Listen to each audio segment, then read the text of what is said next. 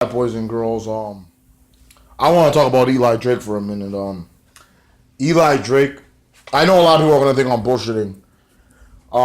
He recently won the World Heavyweight Championship at GFW, and I just want to say, I'm happy. It was 2011. Wrestling was sucking with Punk on top and everything.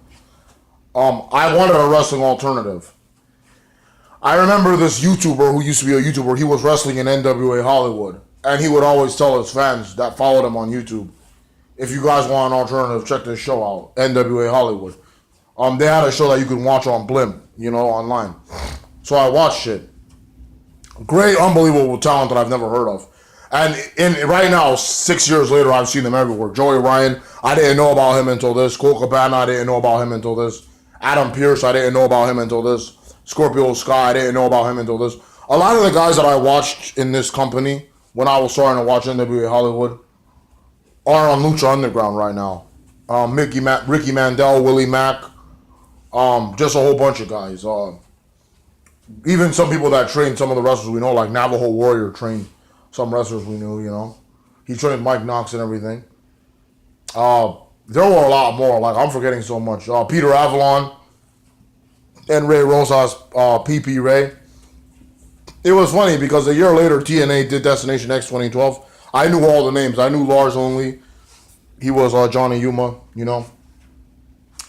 And there was this really awesome tag team managed by Percival Pringle III, William Moody, Paul Bearer. And both guys were ripped and shredded, and they were awesome. They were powerhouses. Brian Cage and John Ricker. And Brian Cage is Cage in Lucha Underground now, and he's in Mexico too. The guy, Sean Ricker, there was something about him. He stood out to me because he had a physique. He was a great wrestler. He was a great heel. And he reminded me of Ric Flair and The Rock. I used to call him Rock Flair. Something about him was just like awesome, like his promos. I love the David Bowie Fame song that he came out to. I actually didn't even know about that song until that wrestler used it. I knew David Bowie from Labyrinth, but I never heard of that specific track. He always talked about like baked potatoes and the gravy train and putting like making reference, like anytime there was a wrestler that was fat, like he told Mikey O'Shea, the only holiday you like is Thanksgiving. The only Grand Slam you've had is Denny's. Like, he'll make fat jokes and stuff like that. Something about him, like, he just stood out, like, with his in-ring work and his mic work. And they broke up, right? The tag team broke up. Natural Selection was what it was called, with the Pringle Dynasty. And then they gave this guy a push, and they had Percival Pringle manage him. He was getting a title shot against Adam Pearce. Now, this show was taped like 2 months in advance, so I was hoping that this Sean Ricker guy would win because I liked him. He was my favorite wrestler in the entire, in the show. And Adam Pearce beat him, but, that's because he was Adam Pearce. So Sean Ricker did not win the NWA title. I started watching him more. He was having feuds with Scorpio Sky and Willie Mack and Mikey O'Shea, people like that. He had a feud with Ryan Taylor. He had a feud with Brian Cage, his former tag team partner. Around Survivor Series weekend, they had the Survivor match. It was the Gravy Maniacs versus the Cage Rage, which was like Brian Cage's team versus Sean Ricker's team. Good stuff. And Paul Bearer was a good manager. A lot of people said he didn't need Paul Bearer because he was good on his own. And that may have been true, but having Paul Bearer give him that rub was perfect for him. And I was hoping he would win the title. NWA pulled the plug on them or whatever, so they became Championship Wrestling from Hollywood. So they had a Hollywood title. I was hoping he would win that. And they were going to crown this a new champion. They were going to crown a Hollywood champion at the Red Carpet Rumble. It was a Royal Rumble. The last two people wrestle in a singles match, and then the winner is the champion. And Sean Ricker's like, "I'm going to win it, dummies." And by the way, he would always end his promos with saying, "And that's not an insult. That is a fact of life." And that was actually in the beginning of his theme song. It would be that quote and then the Fame by David Bowie. And it was a live version of Fame. But what happened was before the Red Carpet Rumble happened in 2013, Paul Bearer had passed away. God rest his soul. So Sean Ricker turned face And like he said, I'm gonna win it and dedicate it to Paul Bearer. He did win that night. He pinned Scorpio Sky, I think, and Red Carpet Rumble had like over 30 superstars, and he won it. He won the Red Carpet Rumble and he won the title. Now, what happened was Ryan Taylor tried to cash in the cup, the personal Pringle the third cup, which was like a Money in the Bank for them. He cashes it in, but he loses. Ryan Taylor loses. Sean Ricker wins. And this was right around the time where he got signed by WWE. I would really want him to go to Impact, and that's the thing. I started seeing all these guys on Impact around the Aces and Eights era. I was like, Sean Ricker, go to Impact, you'll be used. Because this was a time where WWE didn't even use their NXT guys. They used like a couple of them. And so he won the title, but like he went to WWE, so he vacated it. And they made a tournament for it. But he goes to WWE, Sean Ricker does, after winning the Red Carpet Rumble, winning the title, turning face, dedicating to Paul Bearer. And they call him Slate Randall. He has a match with Yoshitatsu that I think he lost, or I think he won, I don't know. I don't even think it was aired. And then he's a lumberjack in some other match. He's a lumberjack. And then he gets released because of some stuff he put on social media. I remember this. People were telling him, people like me that knew him in Hollywood, they were like, we want you to be used, we want you to be used. And they didn't like that shit, so they let him go because he was retweeting these people, like agreeing with them. Solomon Crow had the same issue, Sami Callihan.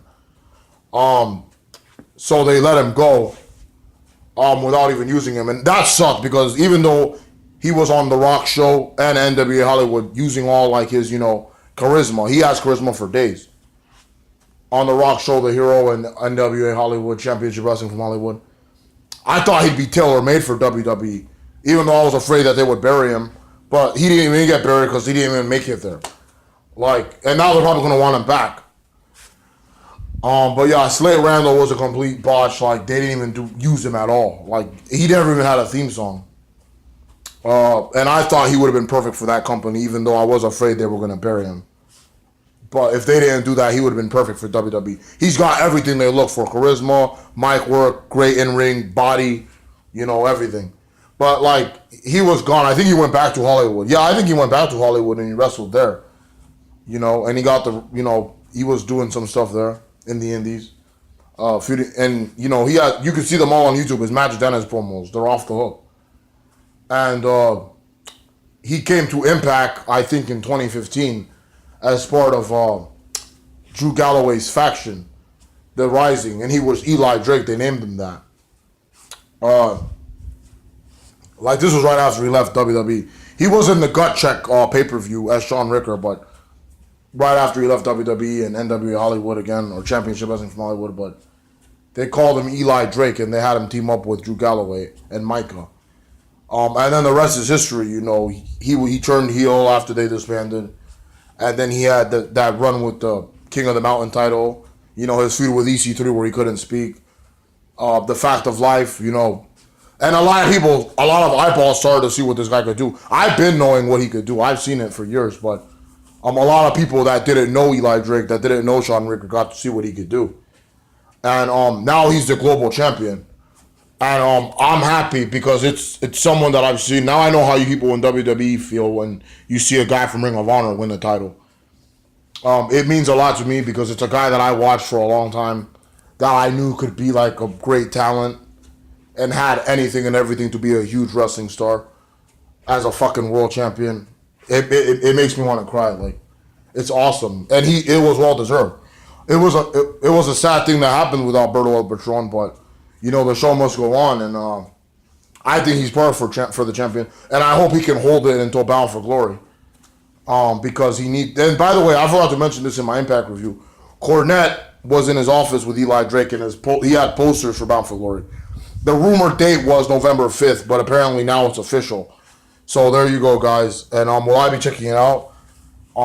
Absolutely. Especially if Eli Drake's going to be in the house.